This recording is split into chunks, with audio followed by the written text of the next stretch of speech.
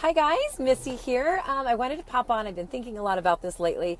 A lot of times I will often try to pick one thing. Like I'll say, if I was going to make one change, this is what it'd be. And as I start to say what the one change is at that moment that I feel is like so powerful and important, like 12 other changes and improvements come to mind. So it's so hard to focus in on one change. But today, I really thought about the fact that this one thing, if I had to choose one thing that would make your perimenopausal leading into menopause symptoms be easier on you, I can come up with one thing. And I'm about to do it. And I'm super proud of myself for coming up with one because it's really hard. So I want to tell you that stress is the number one thing that you can do today to make your potential future perimenopausal or menopausal symptoms go much easier. Now, this doesn't even, you don't even have to have started any signs of perimenopause. I would have to say any woman 35 and over, today you should start to work on anything that's stressing you out, learning how to relax more, learning how to reduce the cortisol hormone. So here's the reason that I would choose stress as the number one thing that I would do to try to improve your perimenopausal or menopausal symptoms. This is because the whole gist of menopause is that we start to decline our estrogen levels start to decline, okay? So when we had a lot of estrogen, and I'm speaking as though I was like a menopausal woman. If I'm a menopausal woman, let's say, when we had estrogen did a whole lot of stuff for us. One of the main things is that it helped balance our stress hormone of cortisol, okay?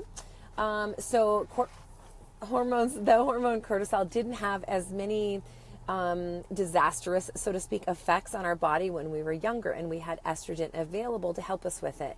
As we age and we start to reduce the amount or our levels of hormone begin to reduce, we become much more cortisol sensitive, which means we don't deal with the stress hormone very well, okay? So what happens is that stress hormone is produced in the adrenal glands in men and women.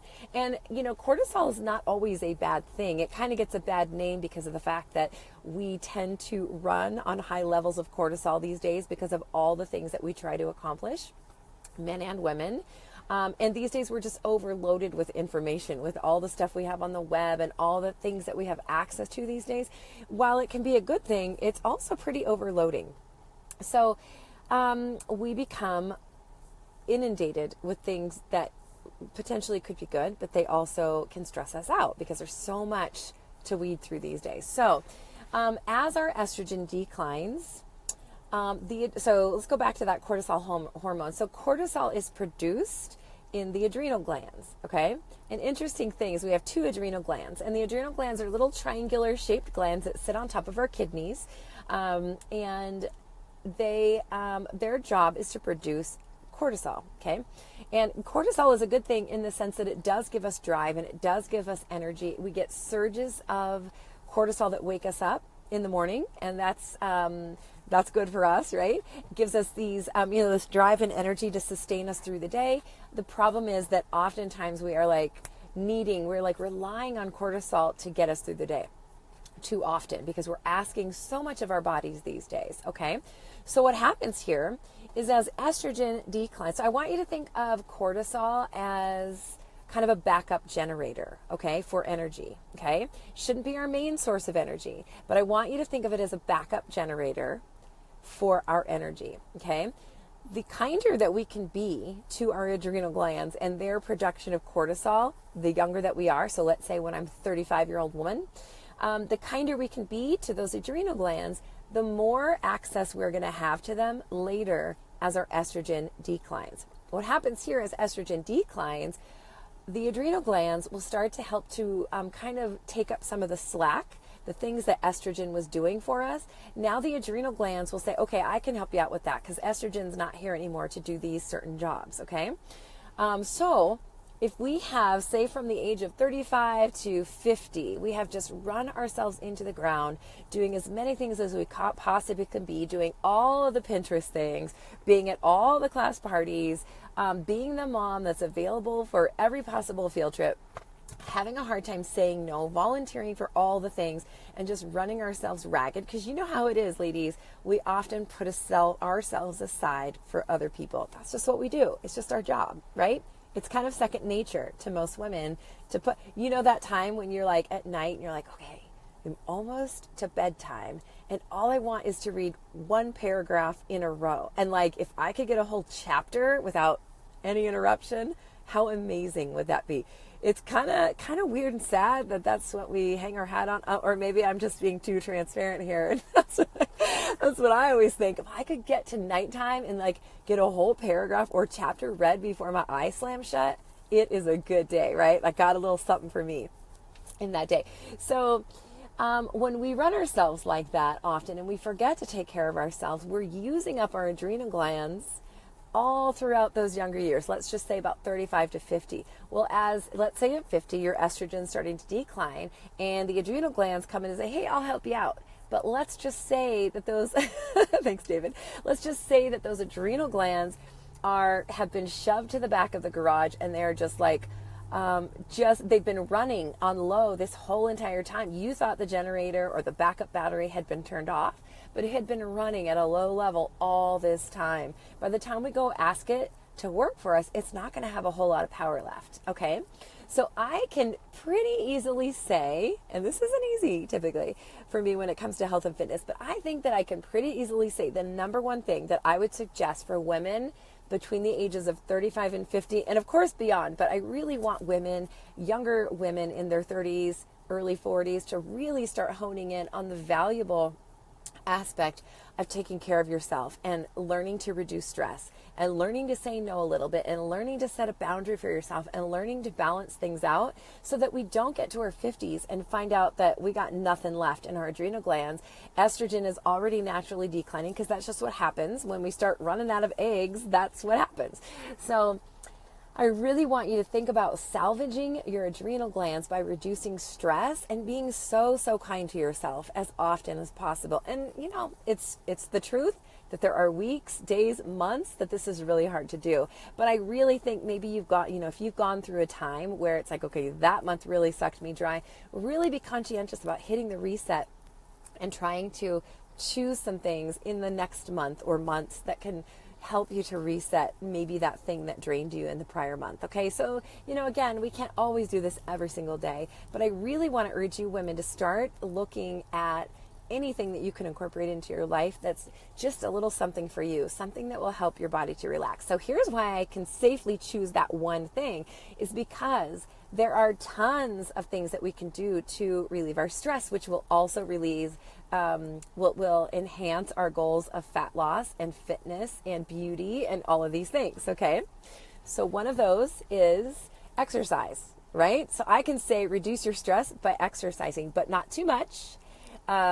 Because sometimes too much exercise is stressful. So by giving you the answer of stress as your number one solution, that incorporates fitness. Yeah. So exercise is huge for reducing stress. Okay. Eating well. Yes, that's two for me. So that goes along with when we're not eating well and we're eating processed foods and we're eating a lot of sugar, that's extremely stressful to the body.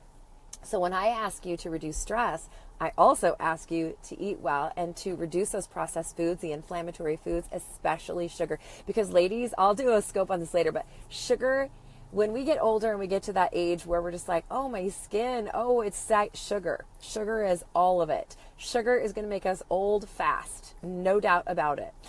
Let alone we're not going to feel that great, let alone we're going to have extra pounds. But I can tell you for sure that sugar is definitely going to age you. So if you are 35 to 50 and you're like, I really want to keep what I got here, get rid of the sugar, because there's so many benefits to sugar. So by getting your nutrition dialed in, you're going to be dealing with excess stress. So we have physical stress of, just working so hard, running on empty, not giving ourselves recovery. There's one aspect of stress that you can try to start incorporating.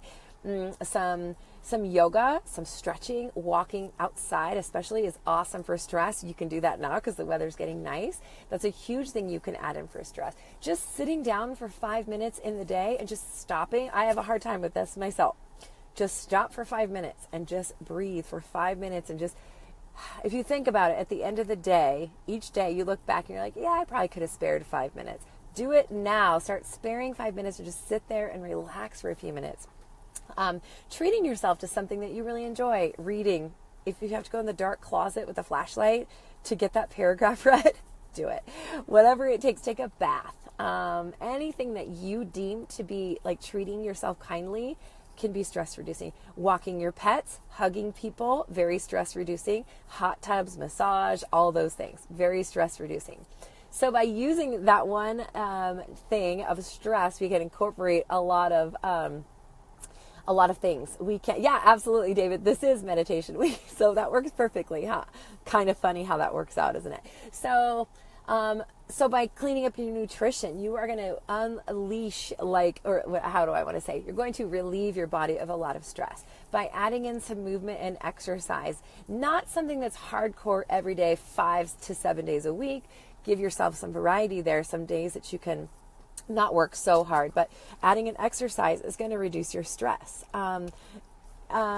Reducing your exposure to toxic chemicals, smells and scents and fragrances and all the stuff we put on our bodies, that's going to reduce our stress. That's all of that stuff is very stressful to the body, because the body's like, what is this? I don't even know what this is. To be honest, if it wasn't in the Garden of Eden, basically our body doesn't know what to do with it. Most things. Now, if we're talking essential oils that came from plants, that's a whole other thing. So really try to reduce the load that you take in externally, and that does a lot to reduce stress. Sleep, because normally I would say, okay, fix your fitness, fix your stress, fix your sleep, fix your nutrition, all of these things. But by saying stress, we can incorporate all of those things, right? So get your sleep, because lack of sleep is very stressful to the body. Okay. So I really want to focus in now. This month is actually Brain Health Awareness Month, and most of my posts and things and blog posts and social media posts and live streams are going to do about brain health. But this has kind of been nagging me today, and I just want women to understand that the crux of it all is if we stress ourselves out now when we're young and we say, well, I've got plenty of energy, I'll relax later.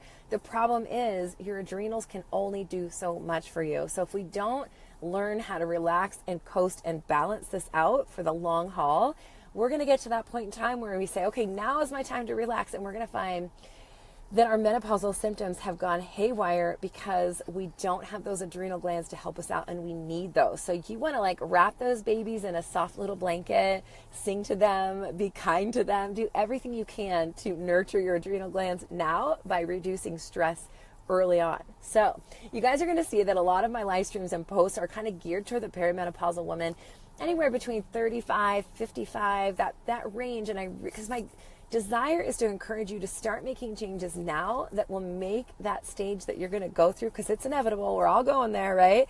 So much easier. And so I really want you to heed what I'm saying, even if you're a 35 and you're like, I don't really have to worry about it, because I was there when I was 37, but I started hearing a lot of women talking about all the stuff they were going through. So I really started digging in, learning the physiology of menopause and stuff. And I'm so glad I did, because I was able to start changing my nutrition, kind of shifting my workouts, shifting my mindset when it came to what kind of things I was going to allow stress me out. And I really feel it's going to help me down the road. And I want it to help you as well. Okay. Got to go get my little people. You guys enjoy your day and chill out. Okay. Bye-bye.